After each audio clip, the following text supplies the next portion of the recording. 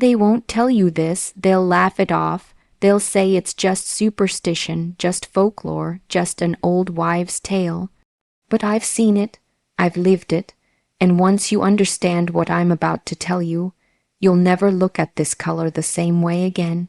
Because it's not fashion, it's not style, it's a signal, a spiritual flag that tells those with dark intentions, here's your target. And most people walk right into it without realizing they've just painted a bullseye on their soul. You think evil is going to come to you dressed in horns and fire. No, it's going to be subtle, quiet, calculated. Witches, those who operate in the spiritual shadows, they don't always come with curses on their lips or strange rituals in the open. Sometimes all they need is for you to cooperate without knowing it, to wear the one thing that makes you spiritually visible to them. The color that, for centuries, has been used to tag, to mark, to claim. You see, every color carries a vibration. Science proves it. Frequencies, wavelengths, energy, but in the spiritual realm, those frequencies act like beacons. Some colors cloak you, make you less noticeable to harmful forces. Others, they're like leaving your door wide open at night with a neon sign saying, I'm unguarded, and this particular color. It has been used in witchcraft ceremonies for centuries, woven into spells, painted onto talismans, tied into binding rituals. Why? Because it symbolizes an open gateway, a crack in the spiritual armor, and when you put it on, you don't just wear it, you carry that invitation with you everywhere you go. I've worked in dangerous environments. I've read faces, body language, micro-expressions. I've been trained to see what others miss. And I can tell you this, danger isn't always loud. The same way a predator in the wild blends into the grass before striking, those who operate in the spiritual realm don't make their moves in obvious ways. They'll notice that color on you in a crowd. They'll clock it, and in their mind, you've just identified yourself as someone they can work on, someone they can spiritually attach to, and maybe you think, come on, it's just a color, I'm strong, I'm fine. That's exactly what they want you to believe. They don't need your belief to affect you. They need your cooperation. That's the hook, because once you wear it, you've entered the frequency they operate in. Your defenses are lowered without you even realizing it. You might feel more tired than usual, more irritable. Things start going wrong in your life, and you can't quite put your finger on why. That's not random. That's not coincidence. Every color you see isn't just a shade. It's energy. It's a vibration. Science tells us that colors have wavelengths, measurable frequencies. But in the spiritual realm, those wavelengths translate into signals. Think about it. Why do militaries wear camouflage? To blend in. Why do warning signs use red? Because it grabs attention instantly. The same principle applies to your spirit. Some colors make you blend into the eyes of darkness, almost invisible to the forces looking for prey. But others, they light you up like a flare in the night sky. Witches, those who operate in the unseen, understand this better than most people ever will. They know that by choosing the right color, they can either conceal themselves or make someone else stand out as a target. And here's the danger. You could be wearing that signal without realizing you've just tuned yourself to their frequency, as if you've stepped onto their channel and said, "Here I am." That's how subtle the spiritual game can be. It's not about what you see in the mirror. It's about what you're broadcasting without even knowing it. For centuries, witches have understood the psychology and power of symbols, and color is one of their most effective tools. They don't just choose it for beauty or fashion. They choose it because it works like a tag, a mark, a signature left on a person's energy field. In their rituals, that color becomes part of the spell itself, a way of binding someone without ever touching them. They've used it in the dye of ritual cloths, painted it on charms, woven it into cords that tie around wrists or ankles. And here's the part most people miss. They don't need to physically hand you something for the marking to happen. If you willingly put that color on your body, you've done half their work for them. You've agreed to carry the very signal they use to identify their next target. It's not random, it's not just superstition, it's a system. And the people who know how to work in the shadows have been using it for generations to pick out exactly who they want to influence, weaken, or spiritually attach to. When you put this color on, you're not just making a fashion choice, you're making a statement in the spiritual realm. Whether you mean to or not, you've raised a flag that says, I'm open, I'm accessible. That's why it's so dangerous. Witches, occult practitioners, people who deal in manipulation and control, they don't need you to believe in their craft for it to work. They need you to participate. And the second you wear this color, you're cooperating without realizing it. It's like leaving your front door unlocked in a bad neighborhood. You're not standing outside screaming, "Come rob me," but the unlocked door does the talking for you. In the same way, this color works like an open invitation. It changes the way you're seen, not just physically, but spiritually. There are colors that make you blend in, and there are colors that make you stand out to every shadow lurking nearby. This is one of those stand-out colors. It tells those with darker intentions, you can come closer. I'm within reach. And maybe you think that sounds ridiculous, that it's just fabric, just dye, just a choice. But you'd be shocked at how many ancient cultures understood that what you wear affects your energy. Indigenous tribes wore specific colors during battle to intimidate enemies or call on spiritual protection. Royal families guarded certain colors, not because they looked regal, but because they carried power vibrations that amplified authority and influence. Now imagine the reverse, a color that doesn't protect you, but exposes you, a color that doesn't amplify your authority, but drains it. Witches use this very principle. They know certain colors are gateways. They understand energy flows and how to manipulate it. They'll use this color in rituals when they want to make contact with a target's spirit, to create a cord or attachment. Once that cord is there, it becomes easier to influence your thoughts, stir conflict in your life, or slowly pull you into a cycle of bad luck and emotional heaviness. And the terrifying part, you could be living your life completely unaware, wondering why you feel off, not realizing you've been broadcasting a "come find me" signal for days, weeks, months. I've seen people brush this off. I've seen them say, "I don't believe in that, so it can't affect me." Let me tell you something. That's the same as saying, "I don't believe in germs, so I can't get sick." Your belief doesn't change the reality. It only determines how prepared or unprepared you are, and when you're unprepared, you're the easiest target. This color works like a frequency that matches the exact range certain practitioners are looking for. It's like tuning into their radio station. The moment you do, they hear you loud and clear. Think about the predators in the animal kingdom. Lions don't chase every zebra. They single out the one that's limping, the one that's exposed, the one that's not paying attention. In the spiritual realm, this color is your limp. It's your open wound. It makes you stand out in the wrong way. And when someone sees it, someone who knows exactly what it means, they don't waste time. They've already marked you in their mind. They've already started the process. Now here's what's even more subtle. Sometimes the marking isn't about immediate harm. Sometimes it's about placing you on a list. They'll see you, take note, and wait. They'll wait for the perfect time to push, to send a small disruption, to weaken you when you're already low. That's the part people never think about. Spiritual attacks aren't always instant.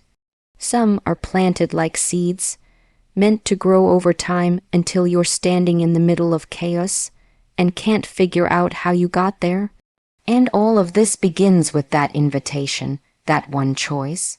That one moment in front of the mirror when you thought you were just picking an outfit, but in reality, you were stepping onto a frequency you should have avoided at all costs.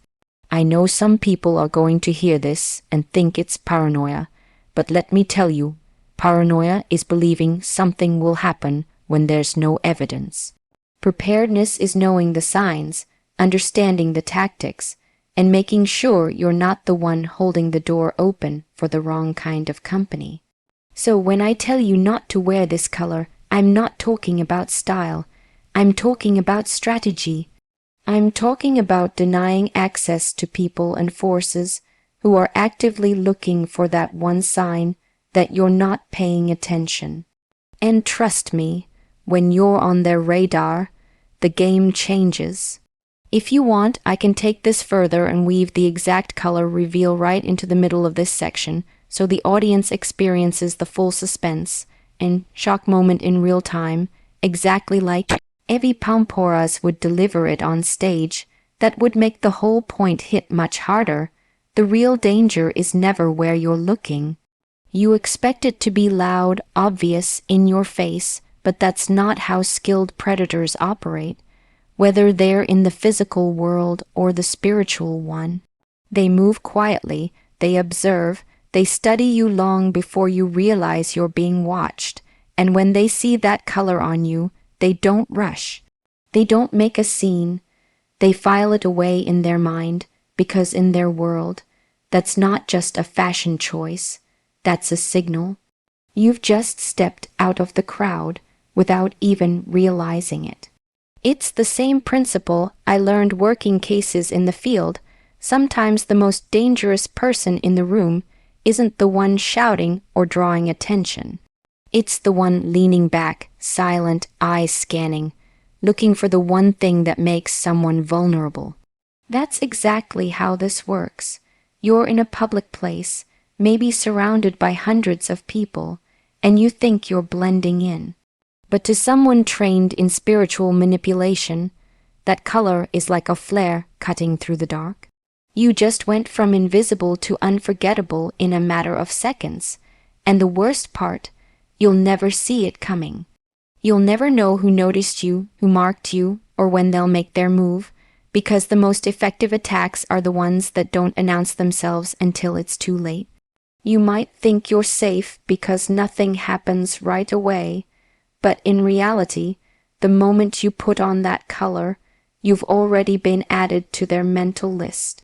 From that point on, you're being watched in ways you can't detect, and every single weakness you reveal will be stored away until they're ready to act. That's the part most people refuse to believe. They think that if they don't buy into it, it can't touch them. They tell themselves, I don't believe in witchcraft, so I'm fine. Let me tell you something. Your belief doesn't stop a bullet, and it won't stop a spiritual attack either. The people who operate in this realm aren't sitting around hoping you give them permission. They're counting on your ignorance. They're counting on you thinking it's all harmless, so you let your guard down. It's like walking into a rainstorm without an umbrella just because you decided you don't believe in rain. You can deny it all you want, but you're still getting wet. Spiritual influence works the same way. You don't have to acknowledge it for it to attach to you. And once it does, it doesn't need your awareness to start eroding your peace, your focus, your stability. In fact, it works better when you're not paying attention, because then you don't fight back. You just think life is randomly getting harder. That's why this color is so dangerous. It doesn't ask for your faith. It asks for your cooperation. And the second you put it on, you've done your part. You've entered their frequency, stepped into their arena, and they can move freely without you even realizing they're there. The smartest enemies are the ones you never see coming. And in the spiritual world, ignorance is exactly what makes you the easiest target. When you wear this color, it's not just changing how you look, it's changing how you feel, how you move, how your energy interacts with the world around you. People think clothing is only about appearance, but every material, every hue, every texture you put on your body is also affecting your nervous system, your mood, your inner state. That's why certain colors make you feel calm and others make you feel restless. But this one, it does something far more dangerous. It shifts your energy field in a way that makes you vulnerable. Your body is more than just muscle and bone. You have an electromagnetic field around you. Science calls it the biofield. It's a real, measurable thing. This field communicates with everything and everyone you come into contact with. In the spiritual realm, it's like your personal security system. When it's strong, it's like you're behind a locked gate with guard dogs. When it's weak, it's like you've left your door wide open. And here's what most people don't realize. The colors you wear can either reinforce that barrier or thin it out. This color thins it out. It disrupts your natural energetic shield. Think of it like turning down the volume on your defenses until they're barely audible, while simultaneously boosting the signal that announces where you are. It's like a two-step process. Weaken the wall, then broadcast your location. That's why witches and spiritual predators love it. It does their job for them.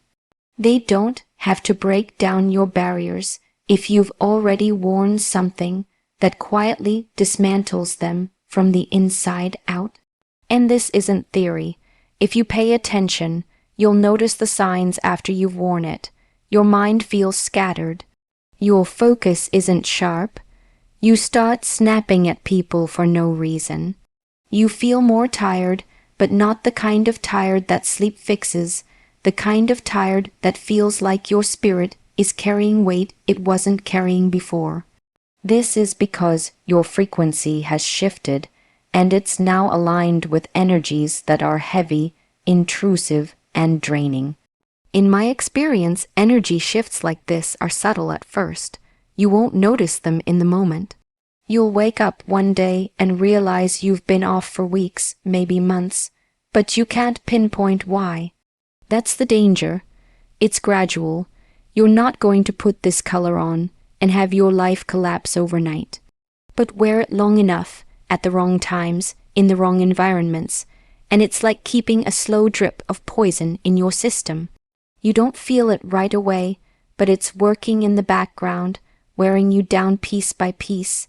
And here's where it gets even more tactical. Witches understand the importance of rhythm and repetition. They know that if they can get you to wear it often enough, whether because you think it's flattering or trendy or your favorite color, they can keep you in a weakened state long term. That's when you become easy to influence. That's when small suggestions start to feel like your own thoughts. That's when decisions you'd normally make with clarity get clouded by doubt or fear. It's the same in high-stakes security work. An enemy doesn't need to kick down your door if they can just cut off your power and wait. You'll weaken yourself, you'll open the door on your own. In the spiritual arena, that's exactly how this works. They don't have to attack you directly if you've already made the choice to wear something that destabilizes your energy and makes their access to you effortless. Now, let's talk about why this color specifically has this effect. Historically, it's been used in rituals where the goal is to create openness in the body, openness in the mind, openness in the spirit. Sounds harmless until you realize that openness is only good when you control what's coming in. The moment you lose that control, openness becomes exposure, and exposure, in the wrong hands, is danger. In certain ceremonies, this color is worn to call in spirits, to make the human vessel more receptive to messages or influence. That's fine if you trust the source, but in day life, when you're moving through public spaces full of unknown energy, that's like leaving your phone on with your location services permanently turned on. You never know who's tracking you. And if you've ever wondered why some days you come home feeling drained after being in public, it's not always because of stress or crowds. Sometimes it's because your energy was tapped into without your permission. Wearing this color makes that process much easier for someone who knows how to do it. It's like walking into a crowded room and shouting your password to everyone there. Most people won't do anything with it. But the one person looking for an opportunity, they'll never forget it. When I trained for high-threat environments, we learned that your biggest weakness is rarely what you think it is. You focus on the obvious threats, but the real danger is usually in the thing you overlook. That's why this is so effective. It doesn't look like a weakness. It looks like a style choice. It looks like a harmless detail. And because you don't question it, you keep doing it. You keep giving them the one thing they need to work their way in. You might be thinking, so what do I do? Never wear it again. And I'll tell you, this protection isn't about paranoia. It's about strategy. If you understand that this color alters your frequency, you can choose when, where, and why you wear it. You can prepare yourself with spiritual safeguards when you absolutely have to, but wearing it blindly, casually, without awareness. That's the problem. That's the crack in your armor. That's the open gate. And remember, in both physical and spiritual warfare, small details often decide the outcome. Sometimes the smallest shift, like removing one color from your daily life, can mean the difference between being invisible to predators or being the first one they see. In a world where the unseen can influence the seen, you cannot afford to make unconscious choices. What you wear is not just about how you look. It's about what you're broadcasting and to whom. And once you understand that, you start moving through life with the kind of awareness that keeps you safe, no matter who or what is looking for you. The effects don't slam into you all at once. That's what makes them so dangerous. They creep in quietly, slowly, almost politely.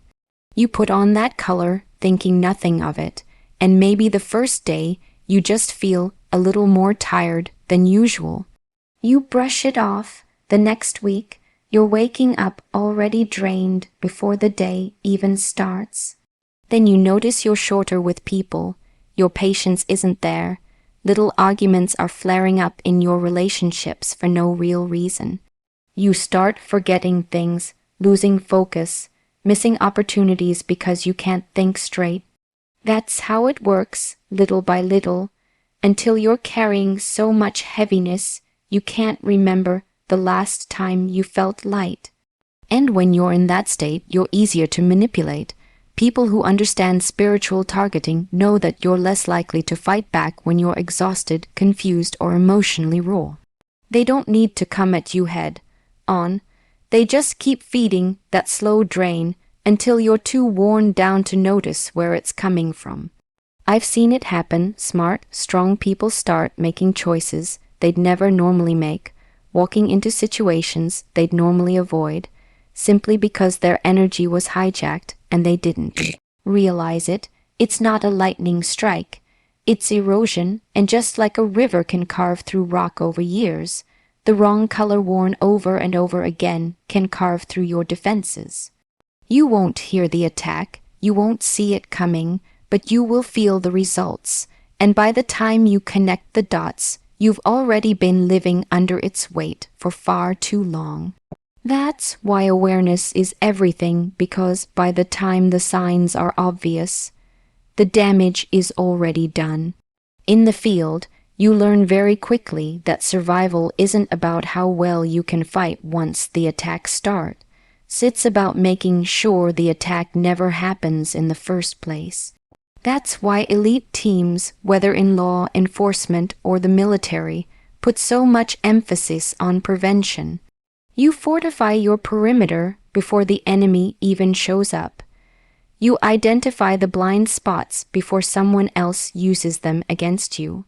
It's the same with spiritual safety. You don't wait to see if something will hurt you. You remove the possibility altogether. That's what this is really about. When you know a certain color acts like an open door, you don't wait until someone walks through it to decide you should close it. You close it now. You lock it. You put up barriers so solid that anyone looking for a way in has to keep moving. Because, here's the truth. Once a spiritual attack begins, you can fight it, yes, but it's always harder to repair damage than to prevent it. The more you understand how to block access points in advance, the less often you'll have to fight those battles at all. The people who get targeted the most are the ones who keep saying, "I'll deal with it if it happens." That mindset is dangerous. By the time you realize it's happening, you're already in recovery mode. You've already been drained, distracted, or thrown off course. Prevention means looking at every detail of your life, what you wear, where you go, what energy you allow in, and making choices that keep you from becoming visible to the wrong eyes in the first place. Wearing this color without awareness is like sending an RSVP to a threat before it even knows where you are. Remove that invitation, and you remove most of the risk. Everything you do either strengthens your defenses or weakens them. There is no neutral. The way you speak, the spaces you walk into, the people you let close, even the colors you choose to put on your body, all of it sends a message. And here's the key: when you're intentional, you control that message. You decide what frequency you're broadcasting. You decide who notices you and who doesn't. That's how you block access points before they even appear. Witches and spiritual predators look for people who move carelessly through life because careless people are easy. They don't think about what they're wearing. They don't think about the energy they're carrying. And they don't think about who's watching. That's why being deliberate is a shield. When you choose colors, you're not just picking what looks good. You're choosing what you want to invite and what you want to repel. When you choose your words, you're deciding whether you're opening a door or locking it shut. I've worked in situations where one wrong signal, a glance, a gesture, a piece of clothing, could expose someone to danger. In the spiritual realm, the same principle applies. If you start looking at your daily choices through the lens of protection instead of convenience, you'll notice how much less vulnerable you become. Wearing the right colors, guarding your speech, being mindful of your environment. These aren't just habits. They're armor, and the people who know how to use them don't just survive, they stay untouchable. In the unseen world, the smallest details can tip the scale between safety and exposure. People think it's the big, dramatic moves that determine whether you get targeted, but it's almost always the little things, the things you overlook because they seem insignificant. That's why the wrong color on the wrong day, in the wrong place, can change everything. It's not about superstition, it's about signaling. And once you understand that, you stop treating your choices like they're random. In my line of work, we were trained to notice every detail because we knew that in a hostile environment, details are life or death.